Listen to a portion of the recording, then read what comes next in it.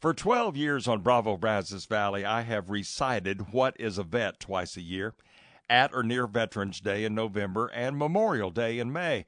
I was first shown this by our friend Chris Moutre of the Bryan Police Department. It was written by the late Marine, Father Dennis Edward O'Brien. And as we go into this Memorial Day weekend, what is a vet?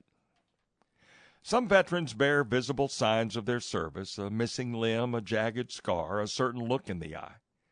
Others may carry the evidence inside them, a pin holding a bone together, a piece of shrapnel in the leg, or perhaps another sort of inner steel, the soul's ally forged in the refinery of adversity. Except in parades, however, the men and women who have kept America safe wear no badge or emblem. You can't tell a vet just by looking. What is a vet? He is the cop on the beat who spent 6 months in Saudi Arabia sweating 2 gallons a day, making sure the armored personnel carriers did not run out of fuel.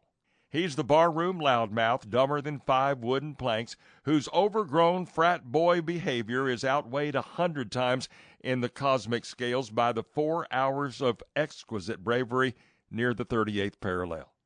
She or he is the nurse who fought against futility and went to sleep sobbing every night for 2 solid years in Da Nang. He's the POW who went away one person and came back another, or didn't come back at all. He's the Quantico drill instructor who has never seen combat, but has saved countless lives by turning slouchy, no-account rednecks and gang members into Marines and teaching them to watch each other's back. He's the parade-riding legionnaire who pins on his ribbons and medals with a prosthetic hand.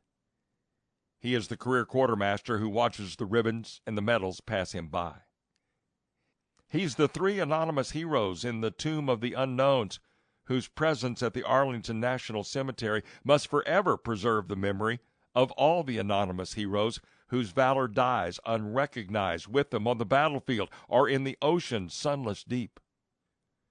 He's the old guy bagging groceries at the supermarket, palsied now, aggravatingly slow, who helped liberate a Nazi death camp, and who wishes all day long that his wife were still alive to hold him when the nightmares come. He's an ordinary and yet an extraordinary human being, a person who offered some of his life's most vital years in the service of his country, and who sacrificed his ambitions so others would not have to sacrifice theirs. He's a soldier and a savior and a sword against the darkness, and he is nothing more than the finest, greatest testimony on behalf of the finest, greatest nation ever known. So remember, each time you see someone who has served our country, just lean over and say, thank you. That's all most people need. And in most cases, it will mean more than any medals that they could have been awarded or were awarded. 2 little words mean a lot. Thank you. For it is the soldier, not the reporter, who has given us freedom of the press. It is the soldier, not the poet, who has given us freedom of speech. It is the soldier, not the campus organizer, who has given us the freedom to demonstrate.